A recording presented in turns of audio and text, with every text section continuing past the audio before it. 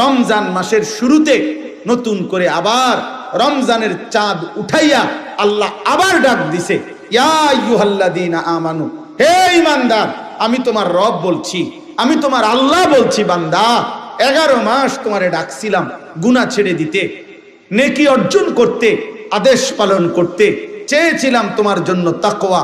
আচ্ছা বান্দা, ঠিক আছে, শয়তানের প্ররোচনায়, নফসের ধোকায়, দুনিয়াবি হাজারো ব্যর্থতায় তুমি পারো নাই, কমতি হয়ে গেছে, ঘাটতি হয়ে গেছে, গুনাহ ছাড়তে পারো নাই, গুনাহ বেশি হয়ে গেছে, নেকি কম হয়ে গেছে। যাও বান্দা, সব বাদ দাও, আমি আল্লাহ তাআলা সব ভুলে গেলাম, সব বাদ দিলাম। এবার আমি আবার নতুন করে আমি আল্লাহ তোমাকে সুযোগ দিতে চাই।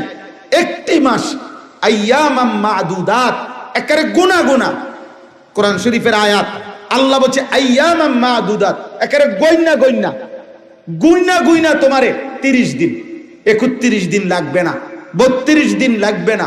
সাফ কথা বান্দা, কথা কথাই গুনবা, তুমি নিজে গুনবা 30 দিন অথবা 29 দিন, 31 হবে না, প্রয়োজনে 30-এর একদিন আগে শেষ করে দেব।